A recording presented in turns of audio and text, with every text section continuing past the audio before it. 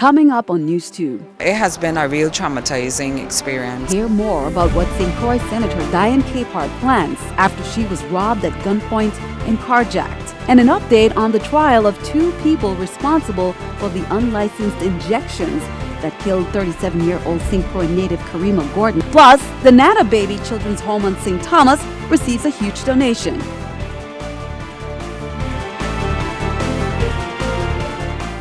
Hello, welcome, and thanks for joining us on this edition of News 2. I'm Sandra Gumansing. Topping on Newscast tonight, Senator Diane Capehart is speaking out after her recent ordeal with carjackers. She says she's still traumatized by the whole experience, but is hopeful something positive can come out of it. News 2's Erica Parsons has more. Senator Diane Capehart still can't bear to be in the area where she and a campaign worker were robbed and carjacked Monday night. It has been a real traumatizing experience. The pair were trying to move a campaign sign when they were approached by the suspects. I just happened to be coming from dinner and thought that we'll work our way from Frederickstead to Christianstead, and wanted to relocate that one campaign sign. Senator Capehart says the suspects actually came running from across the street from that direction. There had been a recent robbery in the area, and the thinking is they were looking for a getaway car. I just happened to be in the wrong place at the wrong time. Police still haven't recovered the senator's car or her belongings. Police Commissioner Rodney Carrard suspended police trainings and authorized overtime to put more patrols on the streets in each district to slow the increasing robberies. I appreciate the whole department's response, and being a senator working for first branch of government, it's understood, being in my position, that the amount of support I appreciate, and I think that the Commissioner Carrard would do this for all individuals. Due to limited manpower in the department and being a legislator, understanding the impact more and trying to see how I can assist the department is my mission henceforth. The suspects were masked, so Capehart can't identify any of them, but she knows where she wants to focus more legislation. We need to start looking at mentoring programs for our children, start looking at probably rehabilitation in our prison, making sure that even individuals who are incarcerated, that there are good rehabilitation programs. This is something that I understand. I've been the 3rd victim within a week or 2. And I just want to advise individuals to, as they go out in the community, to just be very careful. Erica Parsons, News 2. Now, Senator Capehart pledged her support, to help do her part to make sure the police department has enough manpower. She also praised the officers' efforts and thanked the community for their well wishes. In other news, the verdict is officially in. Gubernatorial candidate Soraya Diaz-Canseco and running mate John Canegata will be on the November general election ballot. The Third Circuit Court of Appeals issued an opinion Tuesday ruling in favor of the pair. The VI supervisor of elections had said the two couldn't run together since they have different party affiliations. The district court upheld the supervisor's decision since the VI code doesn't specifically permit or restrict the two running on the same ticket. For the same reasons, the federal appeals court approved the two. Diaz-Canseco is an independent, and Canegata is registered as a Republican. Well, we have an update for you on a case. Last January, a Hinds County jury in Mississippi found Natasha Stewart guilty of manslaughter, charged with helping to arrange the unlicensed buttocks injections that prosecutors say killed 37-year-old St. Croix native KARIMA Gordon back in 2012. Now, jury selection and opening statements was held on Monday and Tuesday in Mississippi for Tracy Lynn Garner, the person who gave the injections. Gardner is charged with depraved heart murder that carries a life sentence. It's an emotional time for Cyndee Frontal as she looks back on pictures of her beautiful sister, KARIMA Gordon. She was a very vibrant, energetic person. She modeled for many years on St. Croix. She was a beauty pageant queen. But KARIMA's life was cut short in 2012, and 2 people are accused. The person who referred my sister and the person who actually did the injection on my sister. Last January, a jury found Natasha Stewart guilty of manslaughter Prosecutors said Stewart, also known as Pebbles the model, made arrangements and took $200 to refer Gordon to Tracy Lynn Garner, accused of giving KARIMA the illegal injections. It was culpable negligence, manslaughter, and she was found guilty on that charge, as well as on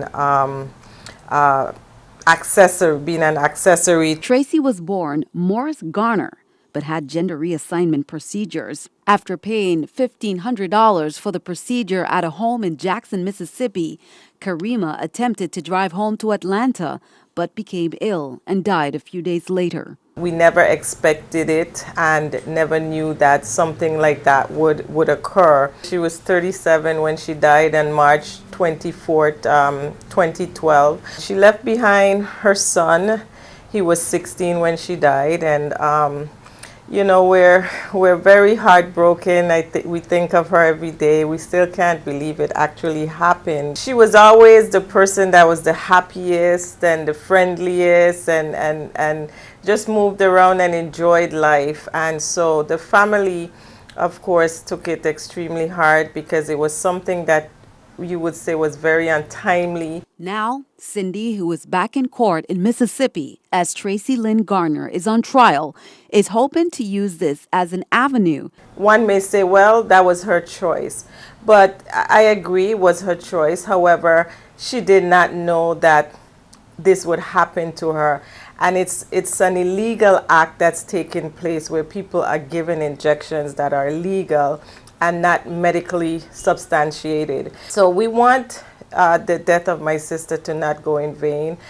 We want it to be a deterrent to other women who are considering doing any type of alterations to their body for beautification purposes or whatever purposes, to know that people are dying because of this, and people are giving these shots illegally, which they're not supposed to, and it's a crime. And it is our hope that we will have some type of closure when a guilty verdict comes down. Now, Cyndee says she is working on starting a foundation in KARIMA's name to provide women with information on the risks. Investigators said the silicone-like substance that was injected into KARIMA caused blood clots in her lungs and killed her. Mississippi Attorney General Jim Hood said Garner had no training or license.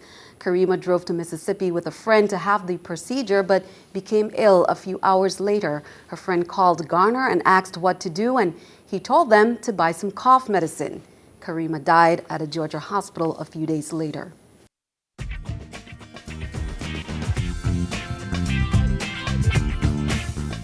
In other news, time for our back-to-school checklist. And students are returning to school every day, and the St. Croix Superintendent of Schools has a message for students and parents. We're very excited to have you back. So I'm asking all the students to come prepared. I love the feel of the new school year that it brings out in everybody. And so the challenge will be for us to continue the consistency of what we established on that first day all the way through. And so I'm asking our students to make sure we come prepared for school, make sure that you be respectful, because at the end of the day, we got to make sure about our characters. To the parents, I'm putting the challenge out there. That attendance issue has raised its ugly head in this district for several years. We're in here with our administrators, and one of the major issues that we're talking about, what do we do September 2nd when we start taking attendance and those first group of children aren't there? And so we need to make sure that our children are there from the very first day of school. Now, turning our attention overseas, U.S. officials have confirmed the death of a suspected American jihadist in Syria. They believe 33-year-old Douglas McCain was fighting with the Islamic terror group ISIS when he was killed over the weekend. The organization is also believed to be holding an American female and a worker in Syria. U.S. military surveillance flights are reportedly underway over Syria. And in other news, a St. Louis County grand jury heard more evidence today in the case involving the shooting death of Michael Brown. Brown was shot and killed during the altercation with police officer Darren Wilson more than 2 weeks ago. Keeping our eye on the economy, spiders are at the center of a recall involving more than 19,000 Suzuki cars The automaker says spider webs can clog a fuel vapor vent in some model 2010 to 2013 Kazashi cars, cutting off airflow and possibly causing fuel leaks and fires. No accidents or injuries have been reported. Here's a look at the New York Stock Exchange with our stock market watch. The Dow up 15, NASDAQ down 1. Coming up on News 2, the check presentation ceremony for the 5th annual King of the Wing contest was held at the Nana Baby Children's Home. ALPINE Securities and White Bay Group, organizers of the competition, revealed the donation amount from this year's event held on June 14th.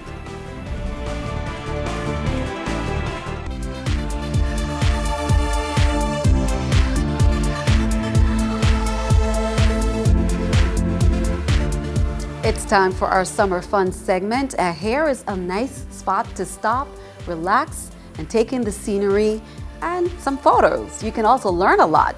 Nestled high in the volcanic peaks of St. Thomas, you will find St. Peter Great House and Botanical Gardens. In the 1800s, the scenic location was originally part of the 150-acre plantation. With an expansive outdoor observation deck, delivering breathtaking views, offering unique photo opportunities, you can view more than 15 other keys. And you will also find a lush botanical garden and nature trail, streaming waterfalls, tropical birds, fish ponds, more than 20 varieties of orchids, and 150 species of Caribbean plants and fruits. They are open from 9 to 5 Monday through Saturday with an admission fee.